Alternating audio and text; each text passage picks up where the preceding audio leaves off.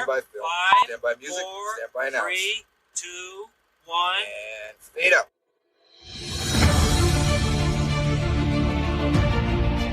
It's the Bellagio, the Mirage, and the MGM Grand. You're a wizard, Harry. Mike Wazowski.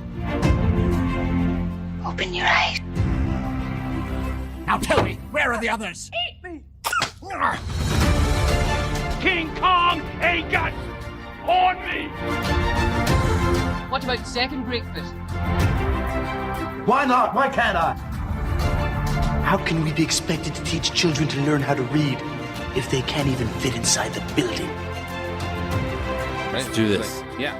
So welcome. Let's pound this out. That's right. Welcome, one and all, to a very British new episode of 20 Years, 4 Beers, a podcast dedicated to rewatching movies from 2 decades ago while simultaneously enjoying a minimum of 4 modern beers. My name is Steve, and this is my big brother, Tim. And we are coming to you from Minneapolis, Minnesota.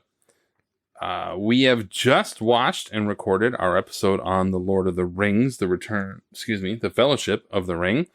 And as usual, we sit together afterwards and discussed another film over more beer. Keep drinking. Yep. Keep drinking. So we refer to these as our happy hour episodes. Hey, you guys. Happy hour is from 4 to 6. On this episode, we will be talking about 2001's very British murder mystery, Gosford Park. Gosford Park, if you're not aware, brings a group of pretentious, rich, and famous people to the 1930s country estate of Lord William McCordle. Along with the downstairs staff and servants, the group sets out on a long weekend of meals, songs, relaxation, gossip, and pheasant hunting. But when a murder occurs, each one of our principal characters becomes a suspect. Mr. Weissman, yes. Tell us about the film you're going to make. Oh, sure. It's called Charlie Chan in London. It's a detective story. Set in London. Well, not really. Most of it takes place at a shooting party in a country house, sort of like this one, actually. Murder in the middle of the night, a lot of guests for the weekend, everyone's a suspect, that sort of thing. How horrid. The film is directed by Robert Altman, written by Julian Fellows, and stars an Ocean's 11 level of British stars, if not more. And Ryan Phillippe. Yeah.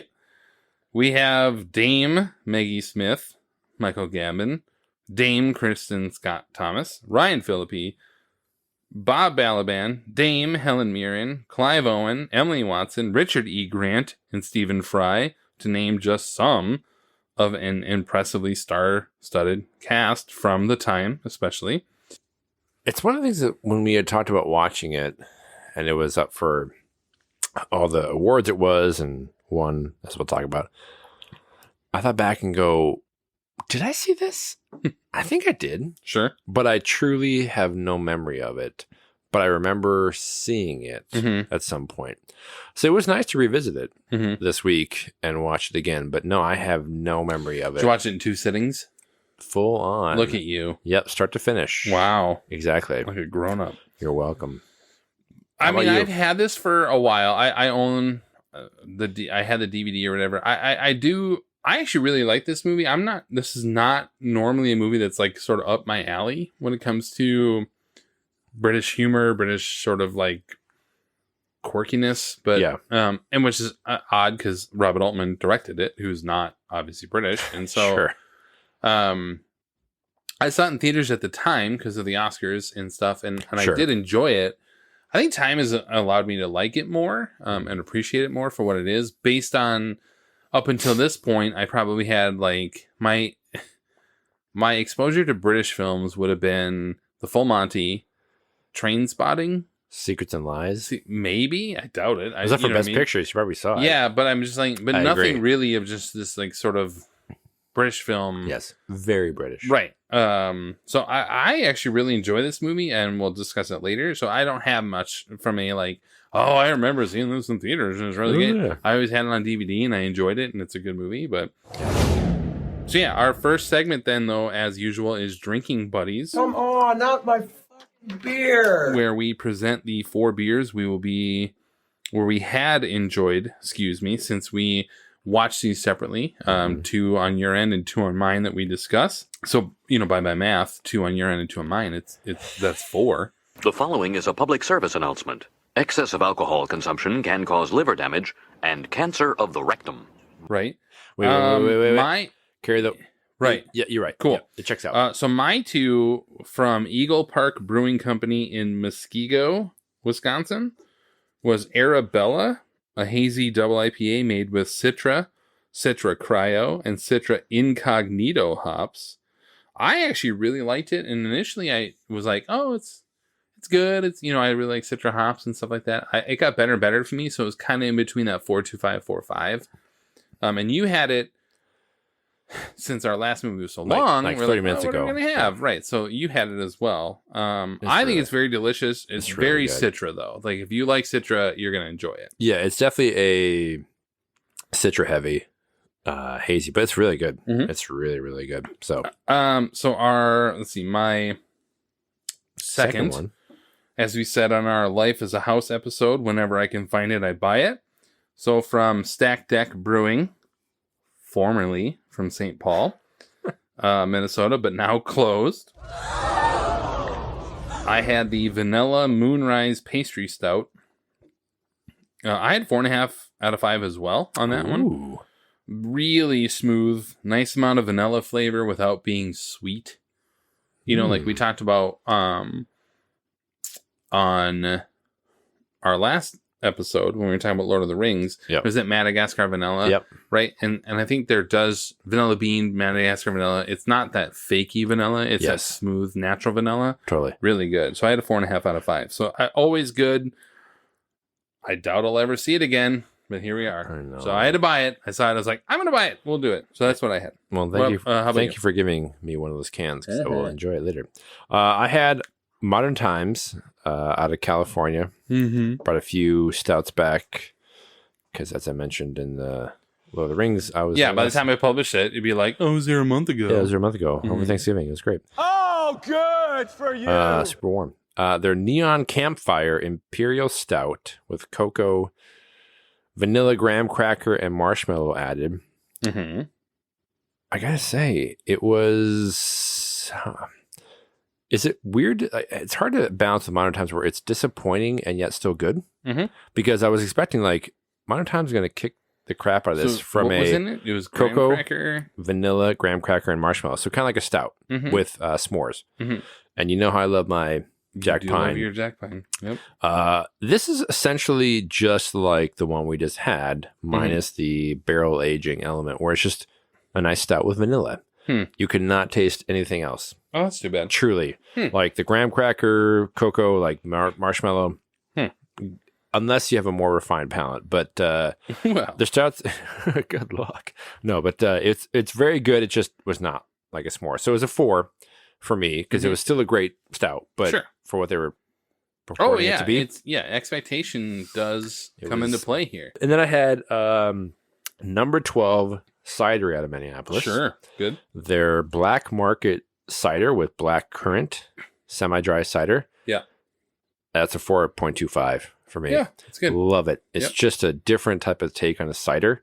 And I'm not a big fan of cider in general. Just a couple of times in a row here. But I was like, you know what? I'm going to have that. So it was really good. I liked it. And then tonight. Yeah, what do we got? Speaking of some Madagascar vanilla, we are having Prairie Artisan Ales out of Oklahoma. They are their double vanilla noir barrel aged stout with Madagascar vanilla and Tahitian vanilla. For us, Prairie is kind of, depending on what you get, it's hit or miss, but it's kind of like, we'll see what we get. This is really good. Their stouts are always good. Stouts are really good. I don't often get anything but their stouts. The sours are pretty good. Yeah, I don't. They're Christmas selling one. Single it's always bottles, like bottles, yes. It's like, okay. The Christmas one's really good. Okay. For what's no, worth. this is really good too. It's good. But not as good as the Modern Times. Really? I would say from the vanilla. Oh, from the last? No, absolutely not. I have like a 4.25 on this one. Maybe 4.25. Yeah. That's good. All right, so Cool. our next segment then is the social network, If you guys were the inventors of Facebook, you'd have invented Facebook. where we take a look back at the critical and fan reception from 20 years ago.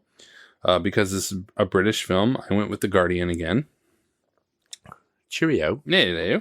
So Peter Bradshaw, I needed a Brit's perspective, obviously, says that Altman has had the services of a very startling new, which is kind of funny, British screenwriting talent.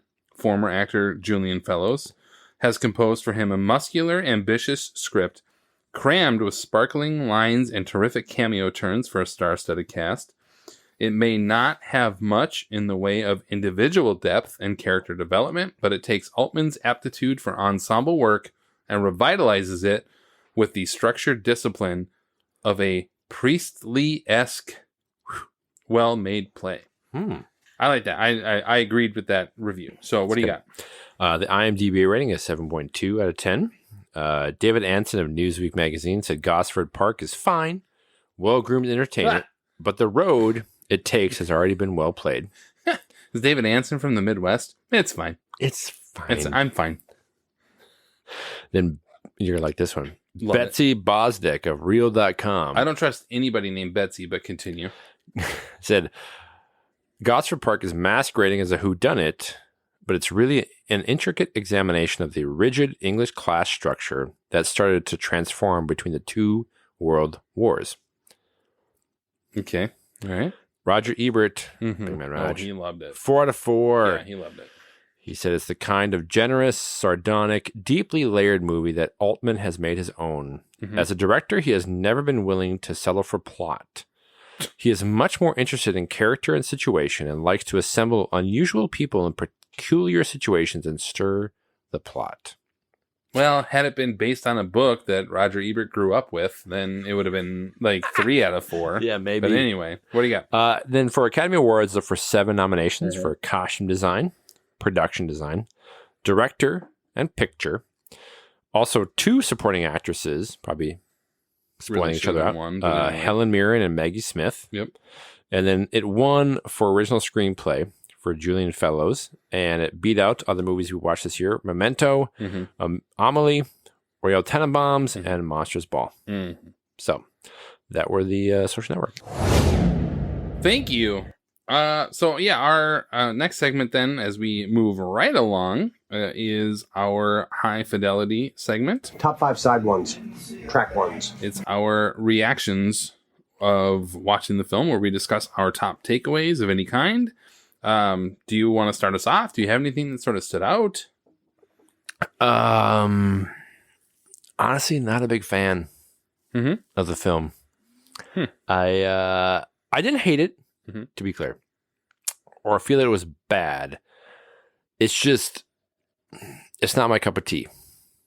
Ew. No pun intended with Sure. the British thing. It's very well made. The production and costuming and the set, like, really incredible. But when it finished, I was left with a resounding meh. Right. And for me, usually a murder mystery prompts me to rewatch it or see, like, oh my gosh, how'd that come together? This got done, and I was like, yeah, I'm good. Like, I don't have any desire to see it again. Yeah. Again, it's a very British murder mystery, right? Yep. If we're talking an American version of this, you would go watch Knives Out. Yes. A similar Agatha Christie type of... You would end up... Right, but Yes. American version of it, Yes. right? And so we as Americans like to be entertained more and that kind of stuff. I do actually really enjoy this film. I really like the dialogue of it. It's very Sorkin-esque, if you will. That sort of walk and talk. You really have to pay attention. This is not a film you can be on your phone. No. paying, and just that. I was struck a lot by Fellows, and I don't particularly like Julian Fellows when it comes to his other work. But when you think of this, for me, there's a ton of information in this movie, and from a writing standpoint, there's a lot of information in throwaway lines, like just little things in the background. The difference is, because I'm in Minnesota, I have to either have subtitles on or rewind because I can't understand 80% of what they're talking about. Yes. And it's not their fault. No. It's a different accent. It's very different to think about that. So I was really struck though by Fellowes' really layered and nuanced screenplay. Yeah. Of all these characters have a couple different lines and they all tie into each other, and that's where it comes to be like a play, right? Yeah. Because a normal movie does not get made like this.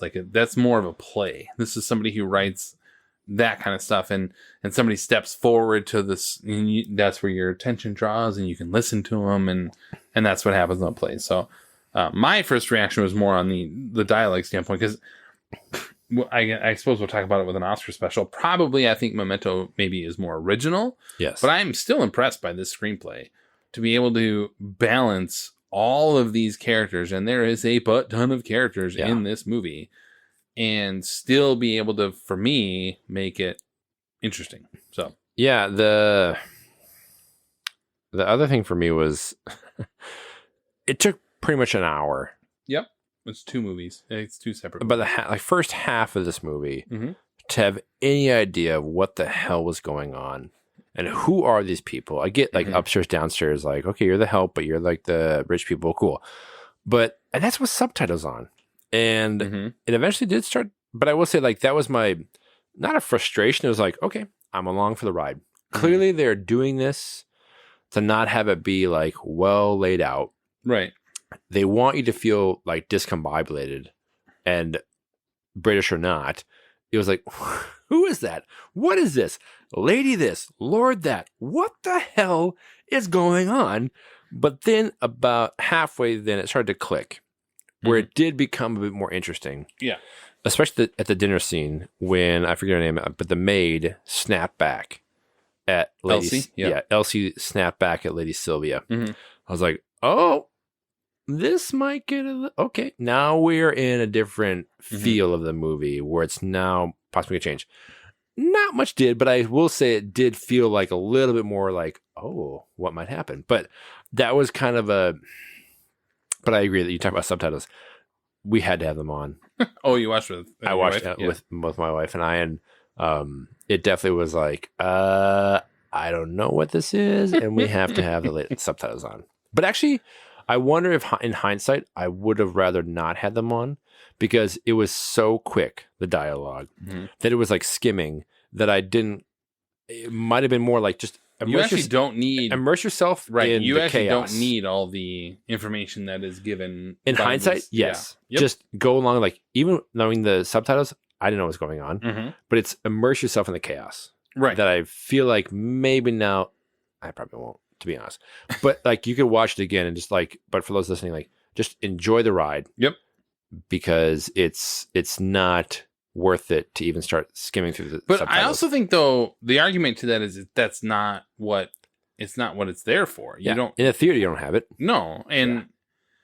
But it's not meant to be every piece of dialogue has to be absorbed in order to understand the story. Because in the end, it's a very simple story. Yes. It's an upstairs, downstairs thing. There's a murder, who committed it, etc. And again, spoiler alert, because we're going to talk about that in a minute. Yes. But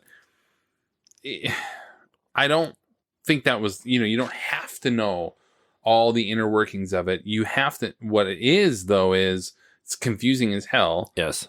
And that's kind of the point, is like that, everyone knows their role and they're doing their thing. I actually, talking about the first hour, for me, it was a great build up to the murder, because like, it's not a murder mystery in, say, like Murder on the Orient Express or Remains of the Day, I think was the same thing. And of just like, you don't really care about who dies. No. At all. That's not the point, right? The point is literally just, it's like a mirror to society thing of just, and that kind of stuff. If this was the world and it was so empty, but I love that first hour where it's just, it easily makes all the main characters suspects in that murder. Oh, totally. And I like that. I mean, it's not funny necessarily, but I enjoyed that. It took its time. It, again, very British, taking its time to get there. Yeah. Knives Out, not the same, know, and especially when you realize that this movie doesn't get made without the British lottery or whatever. Like it's an actual, there's an arts lottery in Britain basically that like awards money. It's like a foundation that awards money. They didn't have the money to make this movie, and so without sorry, it's not a lottery that you enter. But no it's one wanted like, to make this movie because they're like, forget it. this noise. But Robert Altman, by the way, not British, so it's hard to right. But at some point, but they end up getting money from the British like Arts Foundation. So the fact that they do this, nobody made this movie for Oscar recognition in America necessarily. Sure, I guess. Right? And so when you think about it more on the British side, you're like, oh yeah, they're all enjoying this because they can understand most of what's happening. But I love more. So I'm just saying, like, it took an act of pure fate, to have this movie ever come to pass. Because, but sorry, I didn't know that. That's hilarious. Like, we won't dumb it down. Yeah, they could not find to have it be approved by a traditional type of environment or a production company. So we're gonna hope that our fates are intertwined with a lottery. And most of the actors, almost all the actors, took virtually no pay in this movie. Like, they were literally at like the bottom of the barrel of making this movie. Wow, because they all really liked the screenplay, liked the idea, etc. Sure. Right, and Altman, and you have that. And so, like, it did take an Arts Foundation lottery to basically award them this money in Britain. So, I don't know. I like the very Britishness of this movie. We'll maybe save the spoilery stuff for the end. But whatever. Is there anyone better at a dry, biting comment than Dame Maggie Smith? No. Unreal. I'm going to come back to it later, but you can continue. How good she is. Like, she is unbelievably good at the passive aggressive. Just, and it's weird to see her in this and then see her as McGonagall. Same year. In Harry Potter.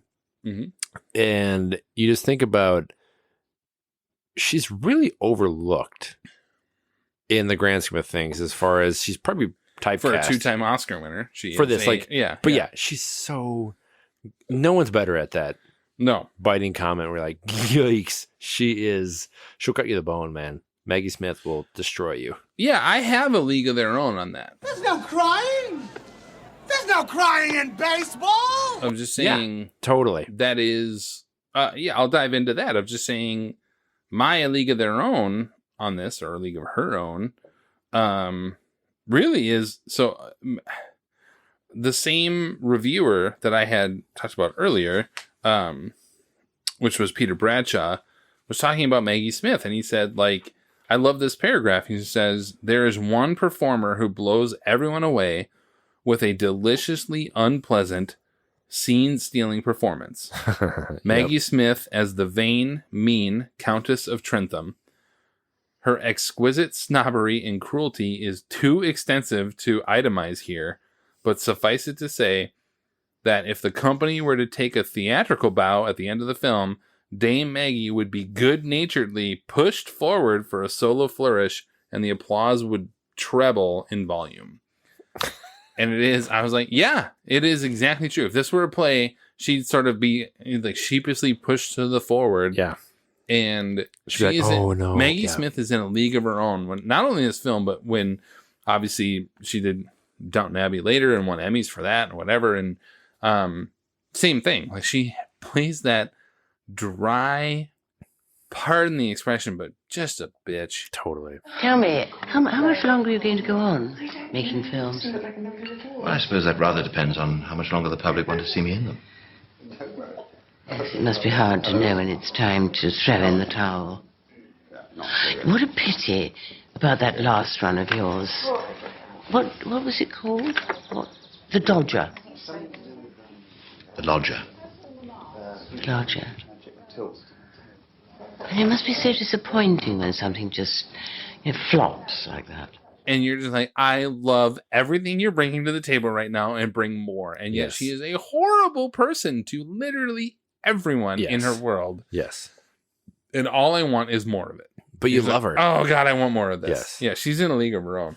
But I wonder about if that's at least me watching now, thinking that she's come to embody that character. Where prior to this, it might have been she's like up for an Oscar for this movie. I agree. Yeah, and arguably Helen Mirren shouldn't have been. So you're like, I mean, really, Maggie Smith was the best part of this movie for sure. Exactly. So, I got okay. So Ryan Felipe. Is it Felipe to you? Are you saying Felipe? Yeah, Felipe. Isn't it? I don't know. I've always said Ryan Phillippe. Felipe sounds like a tomato. Yeah, Felipe sounds a bit Felipe? more Hispanic than the white kid from California. I always said Philippi. We'll go with anyway, that. continue. Ryan Phillippe. Felipe. He's surprisingly good in this. I like his knowing that his accent is supposed to be bad. Yes, he is surprisingly good. Yeah, you go, he embraces the hell out of it. Yeah, but what is the point of his character? Not much. Like not much. So the whole thing about this whole premise of these American elements coming in, Hollywood elements coming in, and apparently trying to like ingratiate themselves to get a sense of what the British world is for like. Charlie Chan in London, which is a real film, which is it's fine. But he's somehow surprised that first half of the movie he's portraying a downstairs Scottish servant, and then he's found out to be not that, and he's a regular guy. He's actually a pretty not wealthy, or at least he's like a regular dude, right? And he's somehow like surprised that the downstairs staff don't want to socialize with him. Like, hey, let's be friends. Like, literally F nobody off, in man. film history has accused actors of being intelligent. But it's like 1932, and he's somehow like supposed to be some progressive. Like, hey, I was in your world. I get it. Like, let's just be friends. It just please stop talking like he is Spanish. Yeah, not to mention, hey, amigo. Hey, let's be friends. Yeah, but thanks, not to mention, Cheech. he forces himself on a servant. Oh, he's a terrible person. Like the weird, yeah. attempted rape scene. Yep. Hey, and you walk out, and then later it's like, can't we all just chill and be cool? Like, I was like, this is so stupid. I could put up with a lot of this movie from the British perspective, right? But ingratiating him, and I don't mind Bob Balaban.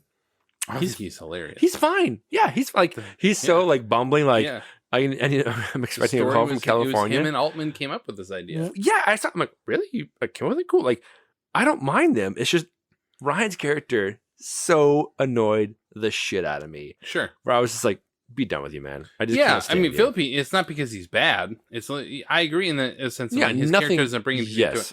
There aren't many characters in this movie that bring much to the table. But he takes away from the table. Like, that's like the weird thing for me was I can put up with them. Like, they're doing their part. Sure, I see what you're he saying. distracts me and annoys me. I'm like, get the ultimately, I didn't mind him. The only scene that really made no sense was the attempted rape scene. Yeah, I it's agree. like, what is this? Right. And then like, hey, peace out. Like, ugh. So I actually, I'm gonna pivot from that though, is of just saying,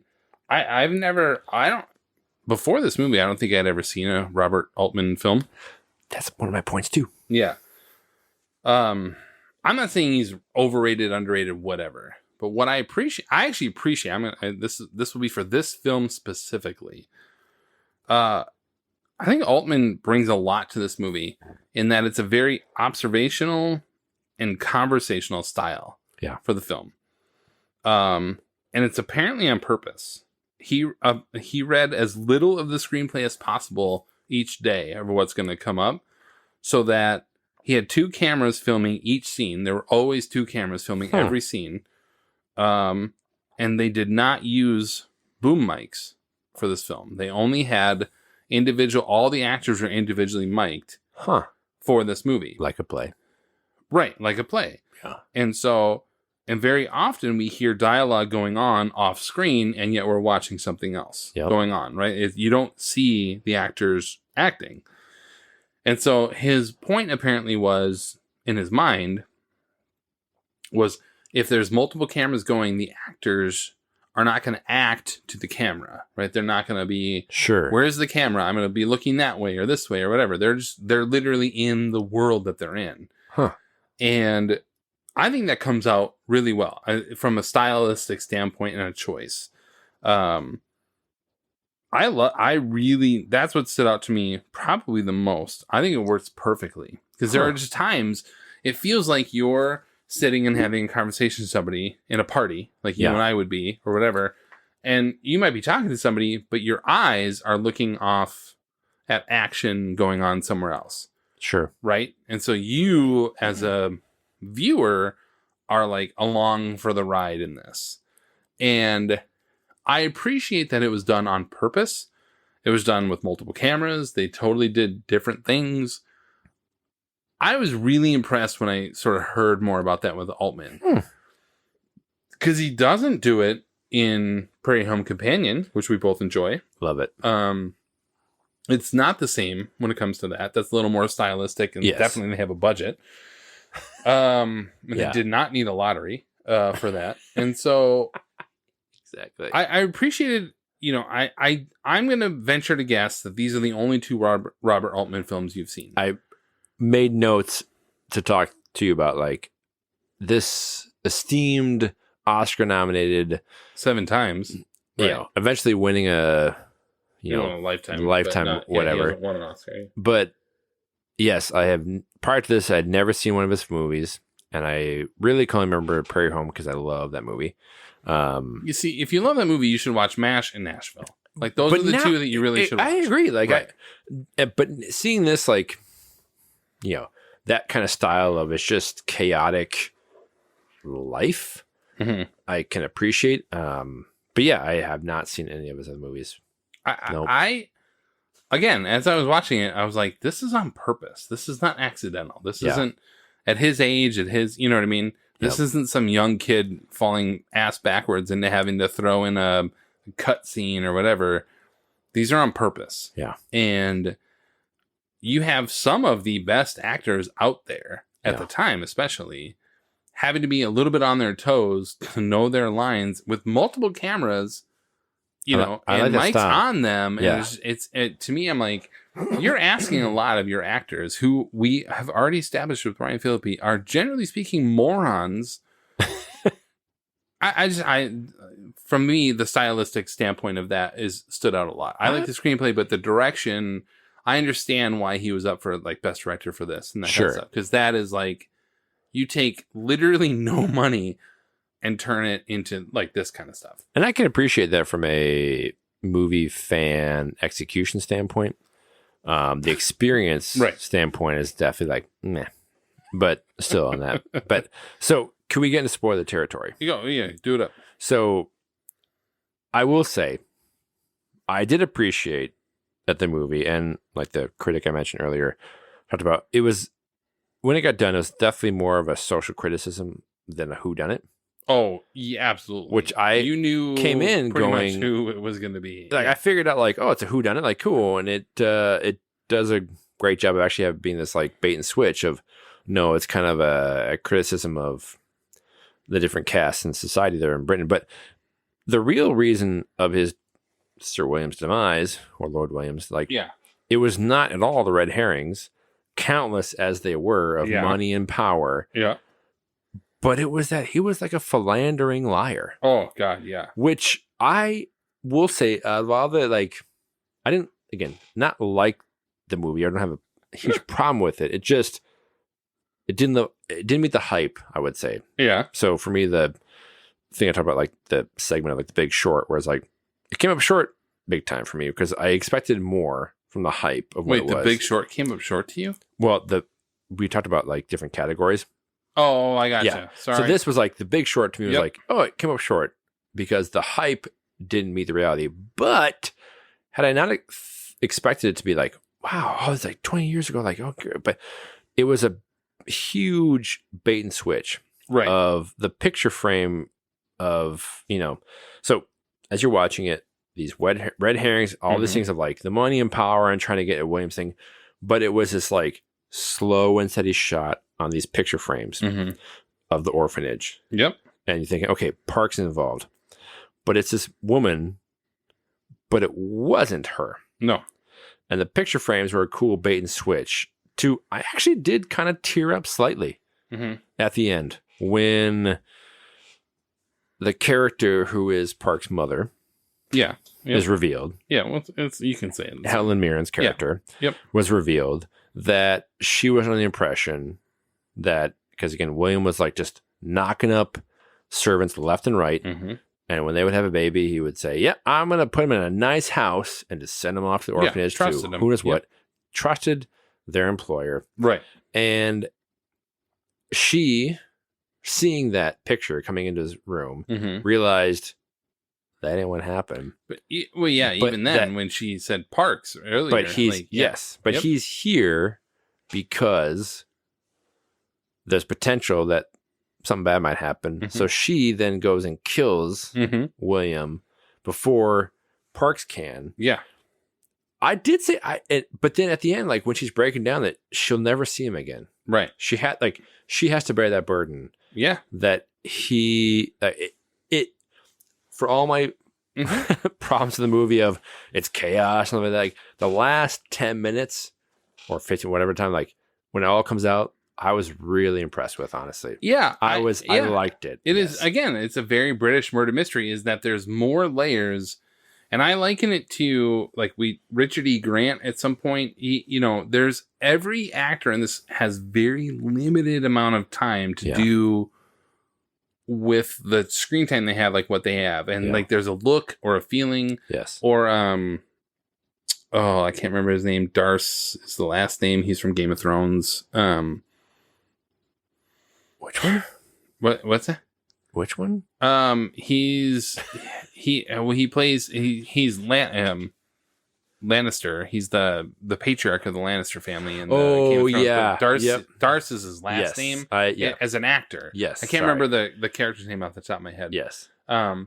He has very few lines, and at one point they ask him like, how many medals of valor did you get or whatever? Yes. And he's like, I can't remember. And the way he delivers that line, you're like, he knows exactly the number but he's not, as a British person, going to brag. Yes. And all these actors have these layers along there. They inhabit their characters really well. Yes. And going back to your point about, say, Helen Mirren, that's what I'm saying is that from a writing standpoint, there's all these layers underneath them that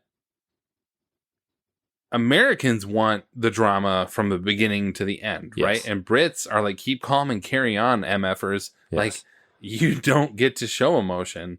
And she finally does to her sister. Yeah. And it is very powerful. And that's the point, is like, she had sacrificed all this stuff and was promised, like, she was sold a bill of goods by Lord William. And the moment that Clive Owen comes in, you're like, oh, she immediately knows that this is not the case, and now she needs to protect him. Yes. It's awesome. I really, that's really the only reason she was up for the Oscar anyway. Yes, I agree. I think the last 20 minutes does deliver on a lot when it comes to the first half of the movie. Yes. That is the one thing that was the saving grace for me, as far as like, okay, like I felt compelled by, once the details came out, I was like, oh shit. This, like, okay, I can see. Yeah, he literally stuck his D in everybody. Yes, everybody, and then would just give the kids up and no big deal. Like, so, but I did like that as far like the red herrings go, where it's all what we would say is like the traditional type of a downfall of this person was going to die because of all these other like power, money, things like. No, it's just he's a complete D-bag. So, right. I did appreciate that.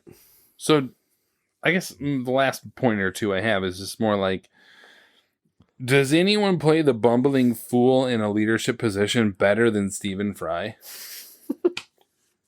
There's nobody who does it better than him. He comes in as Inspector, and it's terrible. He's awful. And he did it in the Hobbit movies where he comes in, he's this like sort of leadership. That's right. Everything he does, he's just, well, not everything, because he's great in V for Vendetta, and he's not that, but he's such a bumbling fool. You're like, dang it. Yes. He is so good in this. Like, why would I interview the staff? Meanwhile, the staff is the one who murdered this guy. Both of them killed the guy. Yeah. I don't know. But I guess, he was perfectly cast, but apparently Kenneth Branagh was originally they wanted Branagh for that role, and I was like, no, he does not bring. No, he would be the serious part of that role. Yes. Like Branagh brings that serious part of it, but not the sort of playful idiot. Yes, like no. But Branagh is who they originally had cast or wanted in that role, like a Peter Sellers type. Yeah, of like, oh man, that's great. That's good. Yeah, Fry's awesome. My last point really was just nothing to do with this movie, but every time I know we live in a crazy world with lots and lots of issues and distractions, both good and bad. But every time I watch a film like this or one that takes place in older times, I'm so freaking happy we live in the time we do right now. Yeah. I am so happy for it. Yeah, it's quiet and it was fancy, but nope, no thanks. Like maybe for a weekend or two, but that's it. Give me my streaming movies, my digital books, easy travel situations. F that noise when it comes to the travel situations they had. Taking a steamer across the ocean and then having to take the Model T cars through terrible... No, absolutely with not. Some flappy... Breweries nearby, no servants who apparently I'm like taking advantage of. Or scheming. No freaking way. No, I'm out. No, that's good commentary. I'm like, everyone's like, oh, it's such a simpler time. Was it though? No. It was still gossipy bitches. Yes. No. All right, so I actually have some quiz show. Do you have? I have 2. So yeah. All right, so we come now to our final segment, which is quiz show, where we search for our trivia surrounding our subject film and try to stump the other person. The exciting quiz program 21. Tim, you have a couple? I have a couple as well. Go ahead. Oh boy. You want to go first or you want me to go first? You can go first. All right. Well, I actually have 3. Oh wow. And the easiest one is, did you catch who played Arthur? The valet who always wanted to help men. All I know is, are you talking about Higgins? Yeah. Yeah. I mean, Jeremy don't, Swift. Don't know AKA, the name, but I was both Ellen and I were like, Higgins! Of course. That was the easy one. Yeah. From so Ted go ahead. Lasso. What do you Yes, got? it's good. Well, speaking of easy, Julian Fellows planned to write a sequel to Gosford Park, but eventually changed that effort into what popular television series that ran for 6 seasons? Yeah, Downton, and I'm so glad they didn't continue. I don't love Downton Abbey, but it would have really bugged me because they had to go earlier. Because had Downton been a continuation from the 30s, but Downton Abbey starts earlier than Gosford does. Like, so you're like, oh, okay, that makes some sense. Yeah, no, it would not have quite worked. Although Maggie Smith is still basically the same character in that. So, That's what Ellen said to him, she's like, she's pretty much the same character, but yes. So yeah, good job. I like this one. I actually like both my next 2, so that's fine. Aren't you proud of yourself? I guarantee you won't know the next one, so I'll start with excited. This one.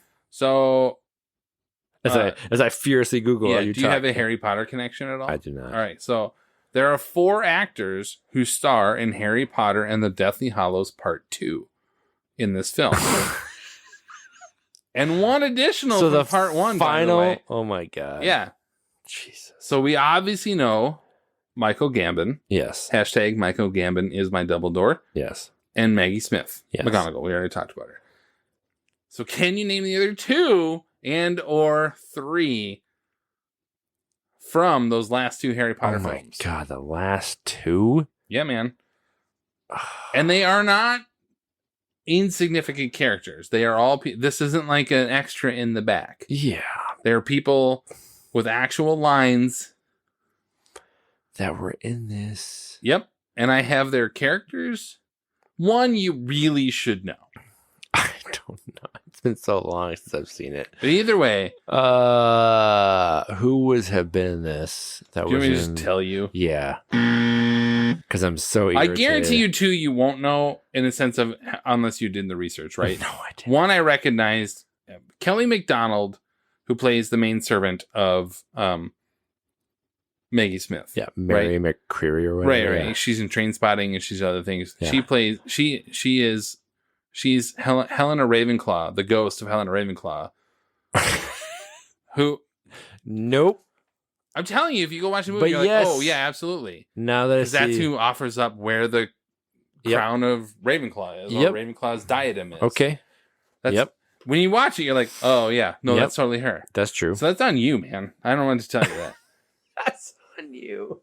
So Louisa in this movie who discovers the body, who discovers William. Yes. That girl. She is Lily Potter. She is Harry Potter's mom. Oh, so really? she is in any movie that has Lily Potter in. And that's where I looked at her and I was like, that's Lily Potter. So it is. Yeah. So the girl, and she's in other scenes in this movie, but that's who discovers it. So that's those two. So those are the four from number 2. So number 1, Deathly Hallows 1. Do you remember Mathilda Hopkins? And you're going to laugh at me, and Andrea and Stefan are going to be like, Harry Potter sucks. I've never read it. It's so good. Yeah. She's the woman on trial. Like, so when they go to the Ministry of Magic and Ron is in that, like, the other guy's his wife. So she's okay. Right. So that is Dorothy, who defends Mr. Jennings at the end, who's like, oh, he goes to Mr. Jennings, like, if you want me to say something, I'll say something. Oh my God. So, because he got drunk? Yeah. I reckon. Now you can picture them all. It's not some background character. Yep. There you go. That's true. I had no idea. There you go. I mean, I figured some of them would be. Oh, naturally. But it's weird to watch and think, they're not, because they wanted only British cast. I'm pretty sure those are the only 5 with Harry Potter connections. Yeah. I was like, nope. Any of them. Yeah. With the exception of Stephen Fry, who did the narrator when it comes to the Harry Potter video games on the PlayStation 1 and 2. So that's irrelevant, but not from a movie. Did you know that or research that? I knew that from PlayStation 2. Yeah. So there you go. But it doesn't count from a movie standpoint. That's so good. There you no, go. I failed that. Do you have any others? I have one more. Go ahead. Much like John Williams and Steven Spielberg, Gosford Park's composer, Patrick Doyle, has a long-standing partnership of scoring films for a director who has received 5 Academy Award nominations. Can you name that director? The director? The director. Oof. That he's partnered with through pretty much every movie he's done. I like the score in this movie, by the way. That simple piano. It's good, yeah. You know, just very atmospheric. So I have to name the director. The director that he's been the John Williams to Spielberg type of thing. I mean, Ridley Scott? I can't think of any other sort of like 5-time director. Like for 5 Academy Award nominations this director has received. Huh. Who is it? You mentioned him earlier. Earlier being like in this Kenneth episode? Branagh. Oh, Branagh, Yeah. sure. But here's... I was going to say, isn't he up for...